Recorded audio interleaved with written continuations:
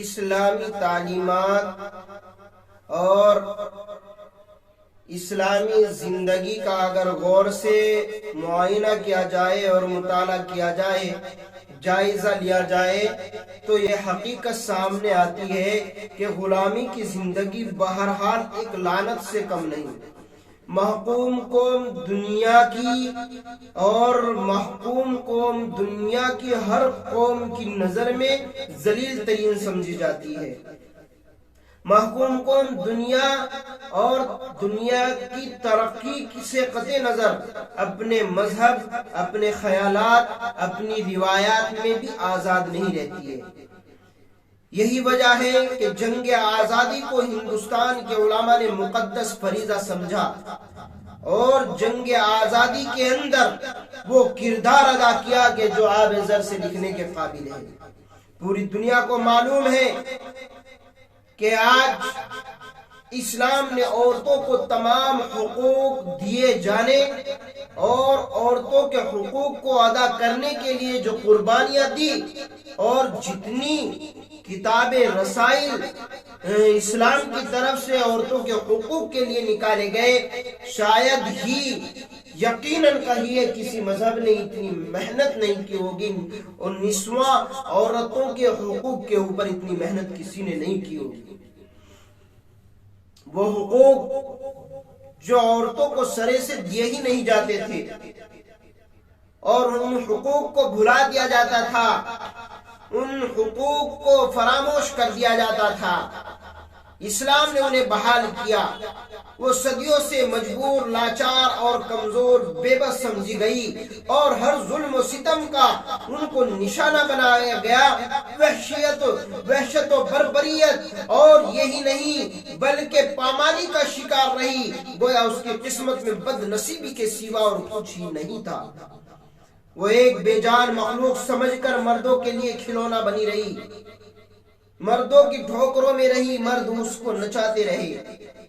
لیکن اسلام کا عورتوں پر وہ عظیم احسان ہے جس نے عورتوں کو ماں ہونے کا بہترین اور پاکیزہ رشتہ عطا فرمایا۔ بیٹی بنایا تو اس کو رحمت بنا دیا، بیوی بنایا تو اس کو محبت کا شاہکار بنا دیا۔ یہ اسلام کی دین ہے، یہ میرے مذہب کی دین ہے۔ نہیں تو اسلام سے پہلے کے حالات آپ سنیں گے، آپ خون کے آنسو رونے لگ جائیں گے۔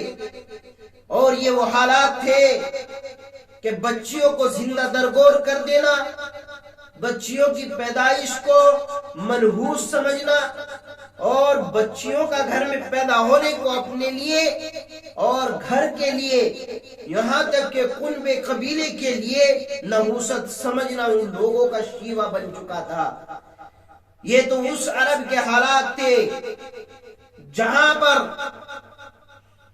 وہ جہالائے قوم اپنی جہالت کو پشے پشت ڈال کر اپنی بیٹیوں کو زندہ درگور کر رہے تھے۔ لیکن دنیا کے اکثر ممالک کے اندر عورتوں کے پرتی انسانوں کا ایک ذہن بن چکا تھا، اگر کسی عورت کا مذہب انتقال کر گیا، اگر کسی عورت کا مذہب گزر گیا، کسی عورت کا مرد گزر گیا، کسی عورت کا مرد جو ہے اس دنیا سے رخصت ہو گیا، تو اس عورت کو اسی مرد کے ساتھ زندہ آگ میں جلا دینا، یعنی ستی کا رواج عام ہو چکا تھا۔ اور یہی نہیں بلکہ حالات یہ ہو چکے تھے کہ اگر کسی عورت کا شوہر مر گیا، اس عورت کو لے جا کر جنگل میں ایک بند کمرے میں بنا دروازے کے بند کر دیا کرتے تھے اور وہ اس میں بھوکی پیاسی سڑ سڑ کے مر جایا کرتی تھی۔ اسلام نے عورتوں کو مردوں کا غلام نہیں بنایا، اسلام نے عورتوں کو ان کا حق ادا کیا، ان کا مرتبہ قائم کیا، ان کا حق بتلایا۔ امت مسلمہ نے اسلام آیا تو ماں کا رتبہ بلند کر دیا. اسلام آیا تو بیٹی کی محبت کو باپ کے دل کے اندر جگہ دی. اسلام آیا تو اپنی بیوی کو شریک حیات بنا کر کے پیش کیا اور ایک ایسا قانون، ایسا آئین لوگوں کے سامنے پیش کیا کہ یہ لڑکیاں، یہ عورتیں ہماری سوسائٹی، ہمارے معاشرے کی زینت ہے.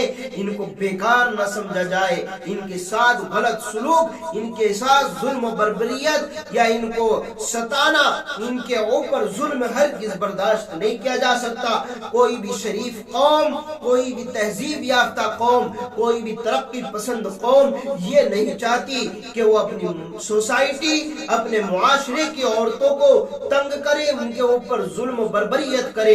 اگر کوئی قوم یہ چاہتی ہے کہ وہ اپنی عورتوں کو ننگا نچائے، ان کے ساتھ زیادتی کرے اور ان کو ہوس کا شکار بنائے، ان کو کھیلنے کی چیز سمجھے، تو وہ قوم کبھی ترقی نہیں کر سکتی ہے.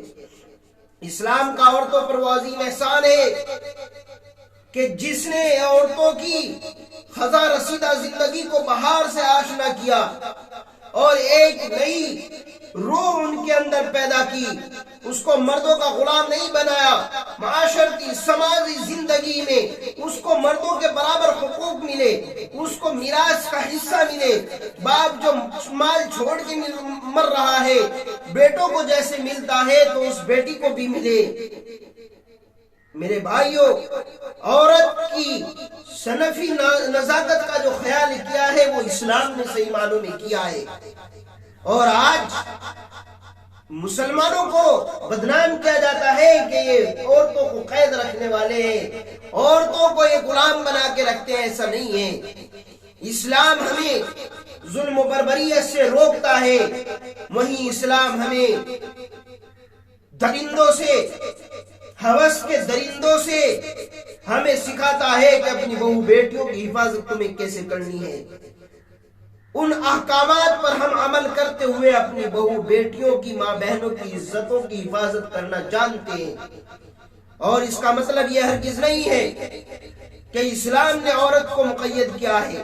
آپ حالات اٹھائے، تاریخ کا جائزہ لیں کہ آج سے 1400 سال پہلے عورتوں کے ساتھ کیسا سلوک روا کیا جاتا تھا، اور آج 1400 سال کے بعد اسلام نے ماں کو ماں کا مرتبہ دیا، بیٹی کو بیٹی کا مرتبہ دیا، اور بیوی کو مرد کی شریک حیات بنا دی. اور ستی کرنے کا، زندہ چلانے کا، جنگلوں میں چھوڑنے کا جو رواج معاشرے میں پھیل چکا تھا اس کو اسلام نے ختم کیا.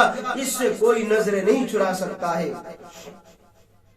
یہ دیکھو، یورپ کے مسیحا جو بنے پھرتے ہیں اور عورتوں کی نزاکت کا ناجائز فائدہ اٹھاتے ہیں، ان کی زندگیوں کا جائزہ لو کہ وہاں زنا بالجبر کی کثرت کیوں ہے.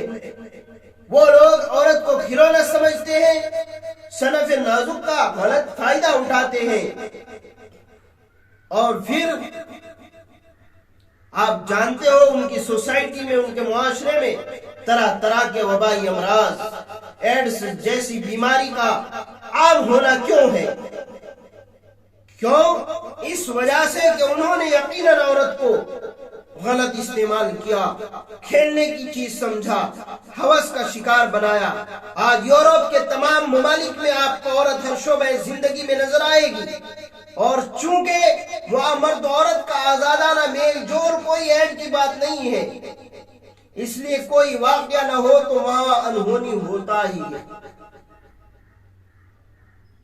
اور نہ ہی قابل نفرت بات ہے ان کے نزدیک کہ مرد و عورت اکٹھے رہے. آخر بھنگی کو بیت الخلا کی صفائی کرتے کرتے ناک پر کپڑا رکھنے کی ضرورت کہاں باقی رہتی ہے؟ جب اس کا کام ہی یہ ہے روزانہ صفائی کرنے کا، تو ایک دن وہ آتا ہے کہ بیت الخلا کی وہ بو اس کے دماغ میں بس جاتی ہے، پھر اس کو نفرت نہیں رہتی، اس کے دل سے نفرت ختم ہو جاتی ہے. یہی حال یورپ کے تہذیب یافتاؤں کا ہے. وہ گناہوں کی دلدل میں عورت کی لذت کے اندر اتنا گھس چکے ہیں کہ نہ انہیں اپنی بربادی کا پتہ چلتا ہے نہ انہیں اپنی بیماری کا پتہ چلتا ہے۔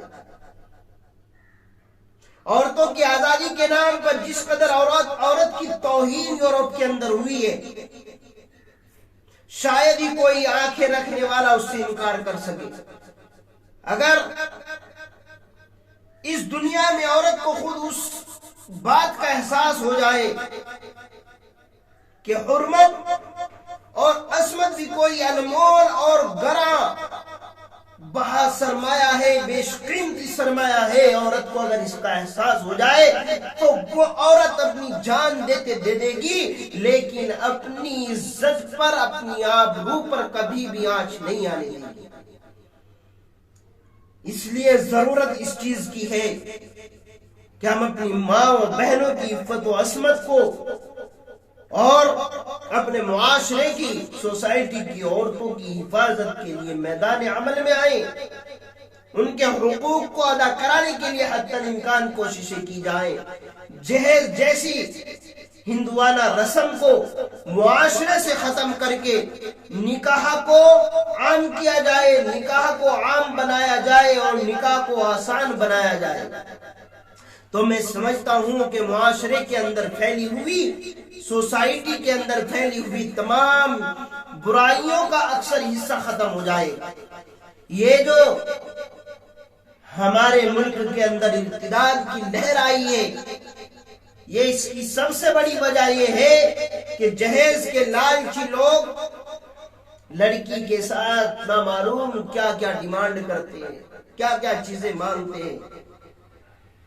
چاہیے تو یہ تھا کہ عورت کے اصل مقام کو، اس کی عزت کو سمجھ کے، اس کے حسن سلوک، خوبصورتی کو دیکھ کر کے اس کو اختیار کر لیا جاتا، اپنا لیا جاتا اور شریک حیات بنایا جاتا، لیکن ایسا ہوا نہیں۔ کیوں؟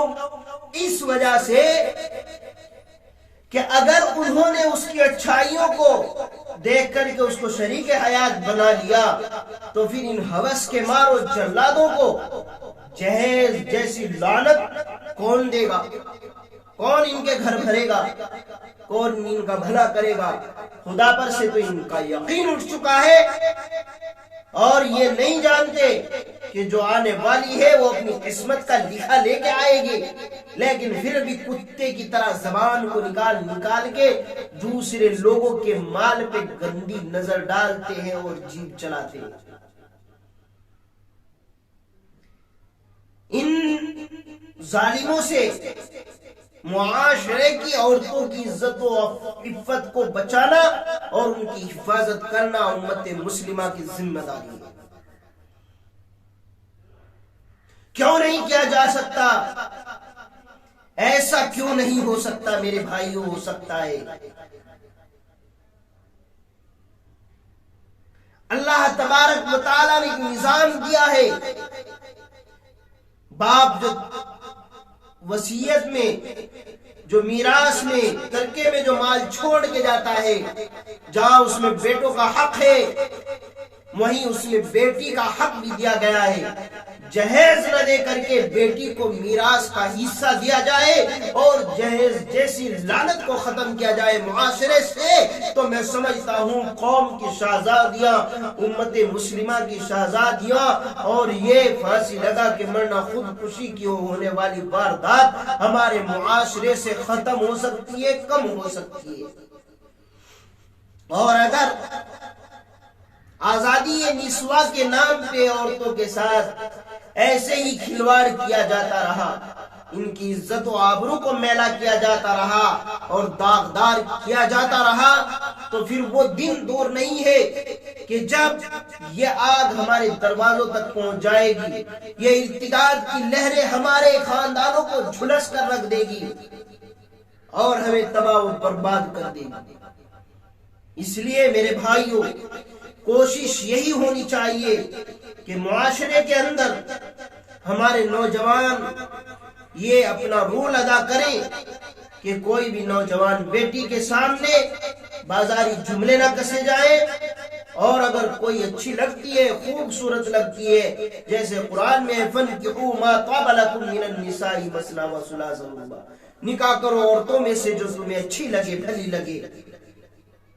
تمہیں اچھی لگ رہی ہے تو پیغام نکاح بھجواؤ، بلا شرط، بلا جہیز کی ڈیمانڈ کے اس کو اپنی شریک حیات بناؤ جو اس کی قسمت میں لکھا ہے. چاہے تو داماد بن کر بھیکاری بن کے مانگ لو، اور اگر تمہیں اللہ کی دی ہوئی، اللہ کی لکھی ہوئی قسمت پر تمہارا یقین ہے تو جو کچھ اس بیٹی کی قسمت میں ہے وہ تمہیں کسی اور راستے سے ضرور مل کے رہے گا. اس کا آنا تمہارے لیے مبارک ہوگا، اس کی شادی تمہارے لیے مبارک ہوگی، اور تمہارے وجود سے، تمہاری گود سے ایسے بچے جنم لیں گے جو پوری دنیا کے اندر اللہ تبارک و تعالیٰ کے دین کو عام کرنے والی نسلیں پیدا کر دیں گے. اس کے برخلاف جب یہ جہیز کا لالچی انسان، ہوس کا پجاری، امت مسلمہ کی ماں و بہنوں کی فتح و عصمت کو نہ سمجھنے والا جہیز کے لالچ میں اندھا ہو جاتا ہے تو پھر اس کی حالت یہ ہوتی ہے کہ مرتے وقت اس کے چہرے سے لعنت ٹپک رہی ہوتی ہے.